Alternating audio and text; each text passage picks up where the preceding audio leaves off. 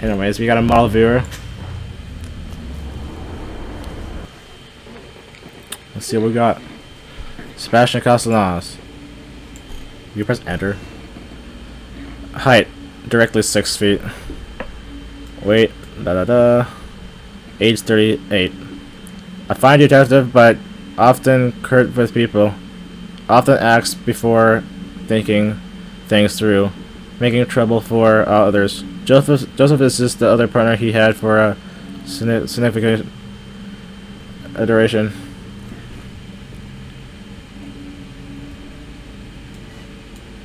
Oh, wait. Oh, wait, I should return the DPS higher. Well, we already know how he's looks like. Trench coat. Sebastian's favorite coat, given him by his wife. He wears it all year long and never seems to get cleaned. Yeah, I forgot what happened to it. Judy Kidman. Kidman was a little recollection of or interest in her past. Her only concern is what she has to do now and what will happen if she fails. That doesn't really tell us much about her. Wounded. When encountered again in Ruvik's mental world, Kidman is badly wounded and very shaken up. Only she knows what happened to her while she was on her own. Joseph Oda,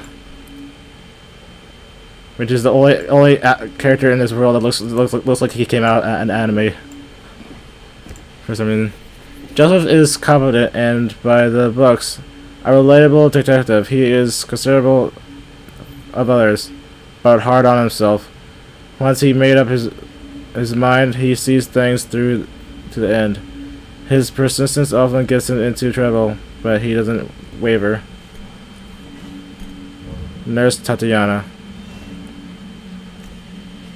Oh, she's also 38, the same age as Castellanos, conveniently. Tatiana is a nurse in the locked ward at Beacon Mental Hospital. Seeing so many things that no one should ever have to see has left her emotionally dead and eventually taken an even greater toll. I wish we can turn this way faster. You can't.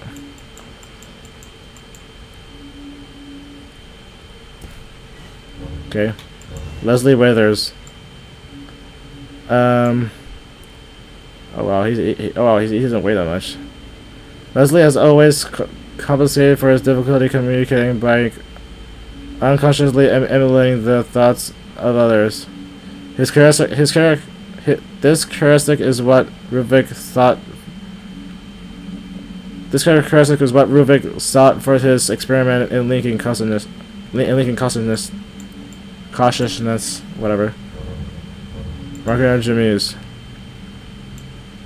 Marco is a doctor who performed something experience on a patient of Beacon Mental Hospital, working in conclusion with a foreign organization. The had made him interested in the head of hospital, but he ultimately disappeared, not under mysterious circumstances. Laura Victoriano.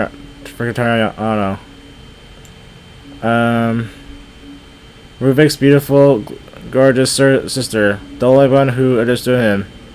In life, she preferred to wear red. Ruvik, aka Ruben Victoriano. 5'10", 37 at the time of disappearance. Cut off from the outside world, the Ruvik continued his research alone until one day a fire broke out in his basement laboratory. His body was never found among the smoldering remains of a once proud mansion. Ruben without robe. Vicious burns have left his skin senseless and useless for regulating his body temperature. Ravaged by ceaseless headaches and physical and mental seizures, he he was known for being close to physical limits of his body. Yeah, this is why I saw it earlier. Right there. Where you see his brain.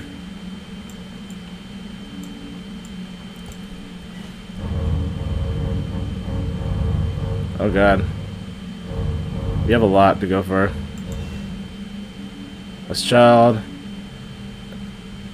age Ruvik, when he still retained shred of incidents at the age he began showing glimpses of more blah blah blah. Read it if you can. Scarred. You know what? We already know what happened here. You're an adult, Ruben. Alter ego. Oh, it's these things. The result of connecting the subjects with this entity ordered. The dominant and alternate personalities blend into a single two-headed creature. The sadist. A creature born from the mind of a murderer merged with Ruvik's madness.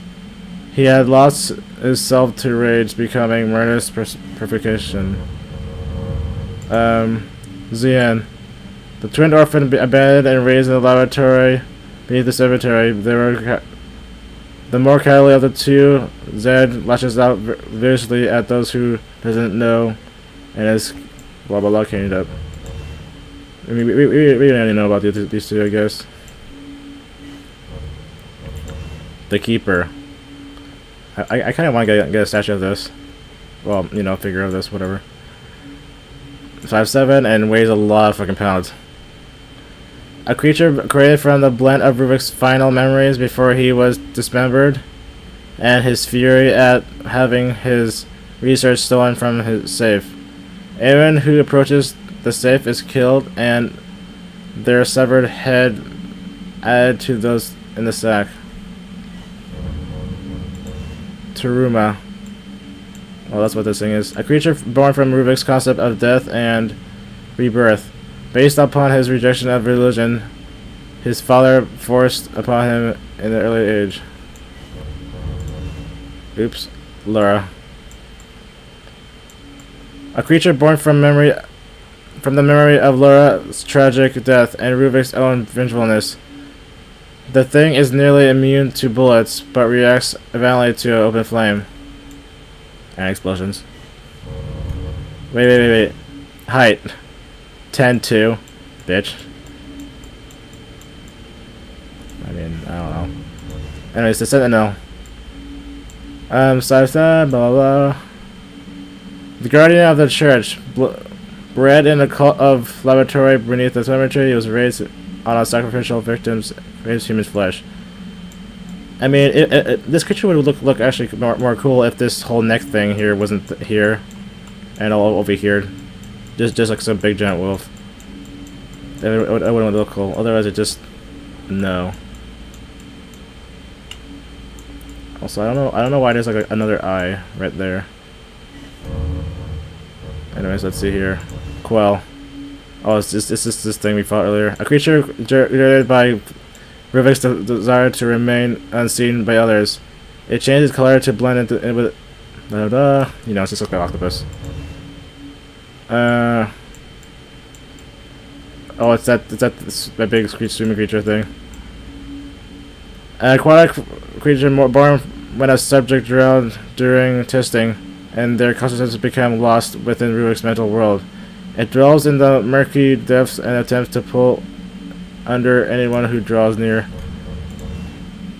Ultimate All Alpha. Oh, it's this thing. The final consciousness of test subjects who died while connected to the stem. Combined with one single horrific shape, it attacks anything that moves, attempting to flee from it its certain death. Oh, it's this big creature thing. A monster with massive insect-like legs. The creature is a test subject who completely lost his identity while connected to the stem, and went on a rampage, devouring the conscience of anyone who he found. Alagam again, but it's the Alagam, but it's a different one. A creature that combines the anger and atrocity of the victims of Ruvik research and his own madness. It grows larger as it absorbs the fear and hatred around it. Right, I don't know what this is right there. Alagam core. Okay. I guess let me see it right here. Buried deep within the creature's body, Ruvik is only vulnerable when it opens its head, exposing the core, aka him. Anyways, you have the haunted. Group A. Human tested connected to Sim and turned into creatures by synchronizing with Ruvik's consciousness. Group A, it's basically the first group we saw. Group B is more like this. Group C. Subjects with retaining a glimmer of original consciousness appearing as they did in life, remembering. However, having died in the real world, they have lost their true humanity.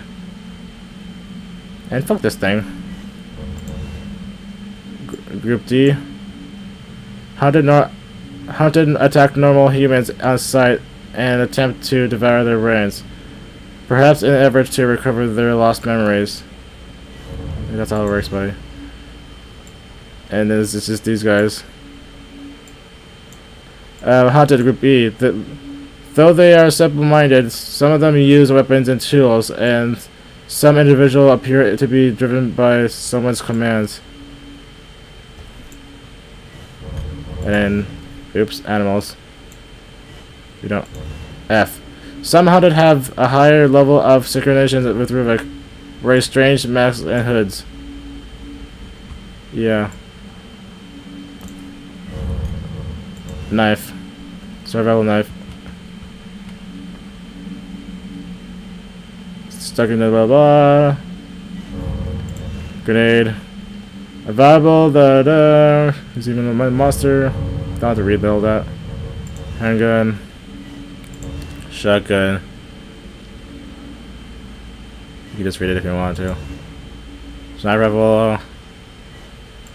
Handgun. We've never seen where it is. By Joseph. Originally designed in the military. Magnum. Okay. This crossbow. A powerful, specially crafted bow. That was the way that. Blah blah blah. Wait, what? Top warheads means that it was probably created by Ruvik. Burst handgun. Okay. Double barrel.